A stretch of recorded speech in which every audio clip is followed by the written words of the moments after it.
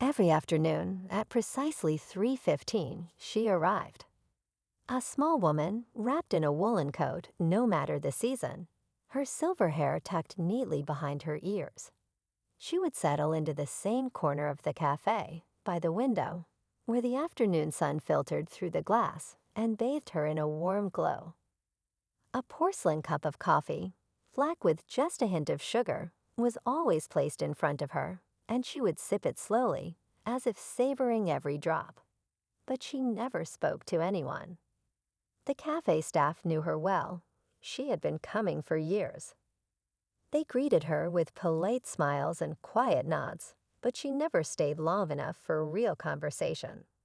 She would sit, gaze out the window, and occasionally flip through an old, worn-out book that she carried in her purse. Some days, she just stared at her hands, lost in thought, as if holding on to something invisible, something only she could see. The world around her buzzed with life. Friends laughing over pastries, couples leaning in close, baristas calling out orders. But she remained separate, untouched by the noise. She had the air of someone who belonged to another time, another world. No one knew her name. No one asked. Until one day when everything changed. It was a Tuesday like any other. The bell above the cafe door jingled, announcing another customer. A young man, probably in his early 20s, stepped inside, shaking the cold from his jacket. He had the kind of restless energy that comes with youth, eyes scanning the room, fingers tapping on the strap of his bag. He ordered a coffee and glanced around for a place to sit. The cafe was unusually full that day. Every table was occupied except for one, the one across from her. The elderly woman. She was there, as always, sipping her coffee, gazing out the window. For a moment he hesitated. There was something about her presence, something almost sacred, like stepping into a space that wasn't meant to be disturbed. But then, as if deciding against his own hesitation, he walked over. "Excuse me," he said, his voice light, polite. "Do you mind if I sit here?" She lifted her gaze to him. Her eyes, a soft shade of gray, held a quiet depth. She blinked, as if surprised, as if no one had ever asked her that before. A long pause, and then, to his relief, she nodded. He sat down, setting his cup carefully on the table. He didn't know why he had chosen this spot. Maybe it was curiosity. Maybe it was something else, a feeling, an unspoken pull. Minutes passed. The cafe hummed with conversation, but at their table there was only silence. He debated saying something, breaking the quiet, but there was something oddly comfortable about it, too. And then, just as he was about to pull out his phone, her voice, soft but clear, broke through the air. "You remind me of someone," she said. He looked up, surprised. Her voice was gentle, but there was a weight to it, something heavy beneath the surface. "Yeah," he asked, unsure how else to respond. "Who?" She studied him for a moment, as if deciding whether or not to answer. Then she gave a small, wistful smile. "Someone I used to know," she murmured. The words hung between them, delicate yet full of meaning. He felt a strange tug in his chest, like he had stepped into the middle of a story already in progress. He wanted to ask more. Who was it? Someone she lost. Someone she missed. But before he could, she turned her gaze back to the window, as if retreating into whatever memories had surfaced. He let the silence settle again, but now it felt different. Less empty, more alive. The young man found himself stealing glances at her, studying the fine lines on her face, the way her fingers traced the rim of her coffee cup absent-mindedly. He wondered what her story was. Why she came here alone. What thoughts filled her mind as she stared out that window every day. For the first time in years, she wasn't invisible. Someone had noticed her. Someone had asked to sit with her. And as the minutes passed, something subtle, almost imperceptible, changed in the air between them. Neither of them knew it yet, but this was the beginning of something neither had expected. And in the days that followed, the cafe would never feel quite the same again. The next day, the young man found himself thinking about her. The way she had looked at him, the way she had spoken those few words, it had left something unsettled inside him. There was a weight in her presence, a kind of sadness that lingered like an unfinished sentence. He wasn't sure why, but when 3:15 rolled around, he found himself back at the cafe. And there she was, just as before, sitting in the same spot by the window, her hands curled around the delicate porcelain cup. This time, he didn't hesitate. He walked straight to her table, and just like the day before, he asked, "Mind if I sit here?" She glanced up at him, her expression unreadable. Then, after a brief pause, she nodded again. The silence between them felt less awkward this time, but the young man couldn't ignore the curiosity gnawing at him. There was something about her that felt familiar, though he couldn't explain why. He wanted to know more. "I never got your name," he said finally, stirring his coffee. She exhaled softly, as if the question had nudged open a door she hadn't unlocked in years. "Margaret," she said. He smiled. "I'm Daniel." Margaret nodded, as if rolling his name around in her mind. And then, just like before, she said something that made his chest tighten. "You still remind me of him." Daniel leaned in slightly. "Who?" She hesitated, her fingers tracing the rim of her cup. "My son," she admitted, her voice barely above a whisper. A sudden chill ran down Daniel's spine. He hadn't expected that. For a long moment, neither of them spoke. Outside, the city moved on, cars passing, people walking, life continuing as it always did. But at this table, time felt suspended. Daniel swallowed, unsure of what to say.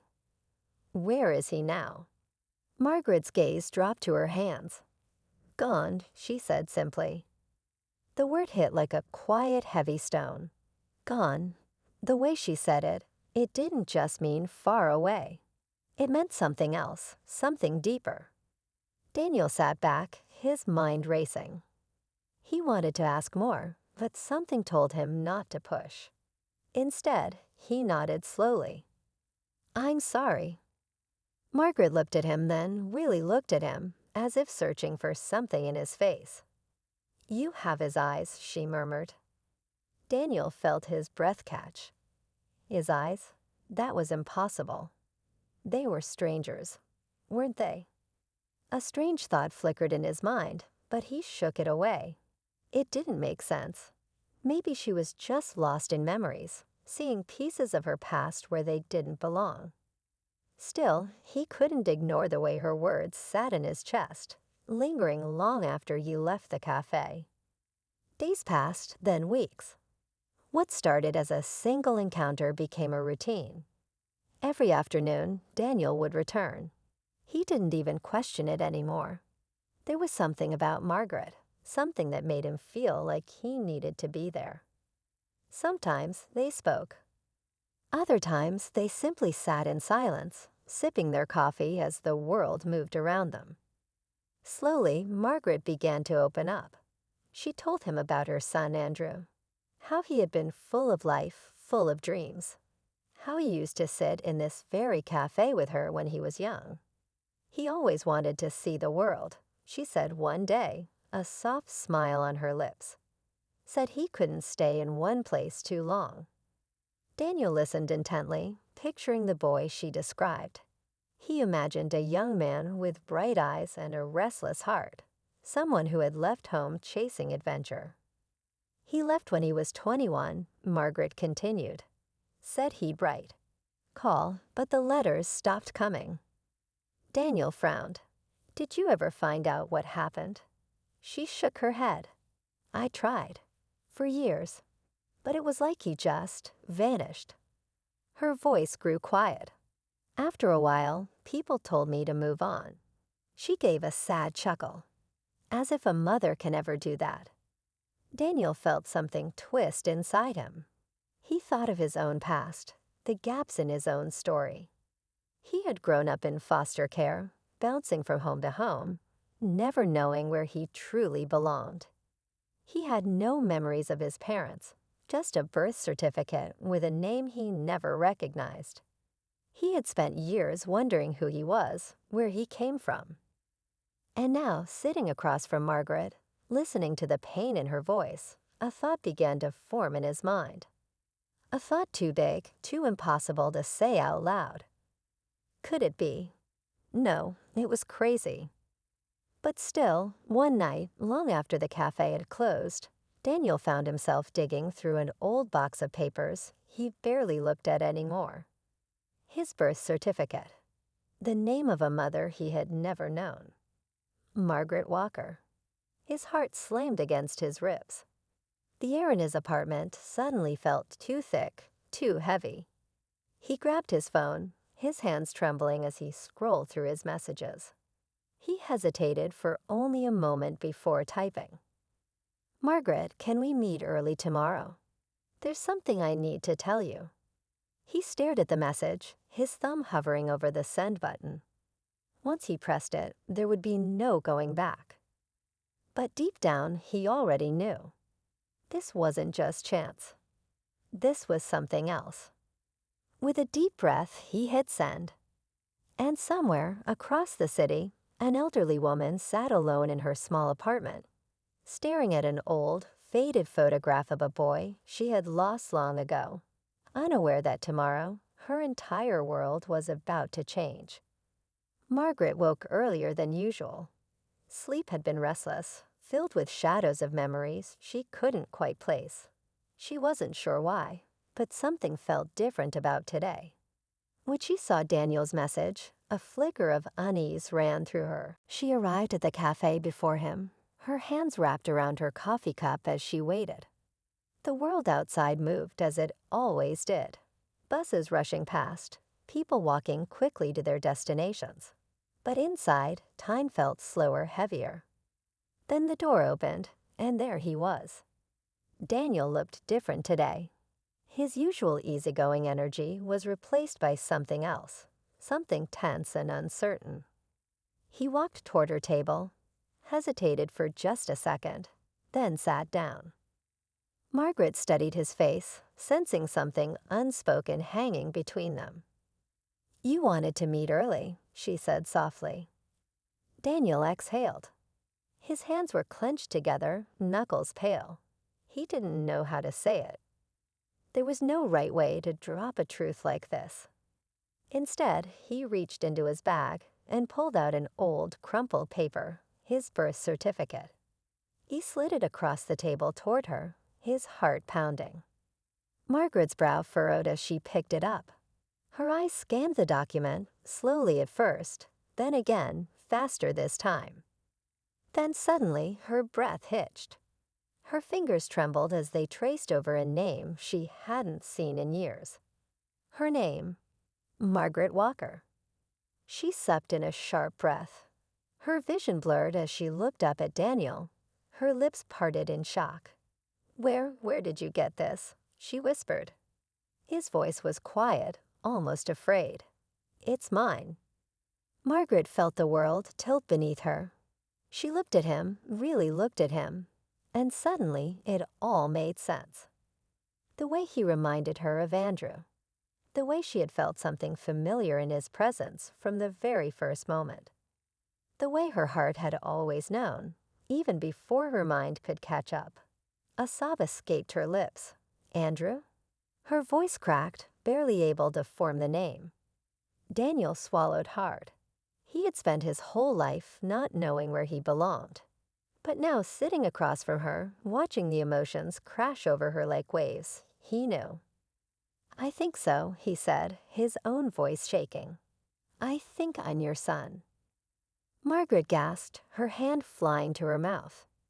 Tears spilled down her wrinkled cheeks, and suddenly, without thinking, she reached across the table, grabbing his hands in hers. "You." Her breath shuddered. "You were taken from me." Daniel felt his throat tighten. What? Margaret's shoulders shook. When you were little, I was young and things were hard. She took a deep breath, trying to steady herself. I lost you. I searched for you everywhere, but no one would tell me where you had gone. Her grip on his hands tightened. They told me I had to let go, but I never could. Daniel felt his chest ache. For years, he had wondered why he had no family, why there were no answers. And all this time, she had been searching for him. The cafe around them faded. It didn't matter that people were watching, that strangers whispered to each other about the scene unfolding before them. It was just them now, two souls, broken apart by time, finally finding their way back. Margaret let out a soft, tearful laugh. I knew it, she whispered. I knew the moment I saw you. Daniel's vision blurred. He had never been the type to cry, but right now he couldn't stop the lump rising in his throat. For a long time, they just sat there, holding onto each other's hands as if afraid to let go. Then Margaret smiled through her tears. You came back to me. Daniel shook his head, his own smile breaking through. I think I was always meant to. The cafe, the lost years, the questions that had haunted them both, it all faded in that moment. Because for the first time in a long time, neither of them was alone. And they never would be again.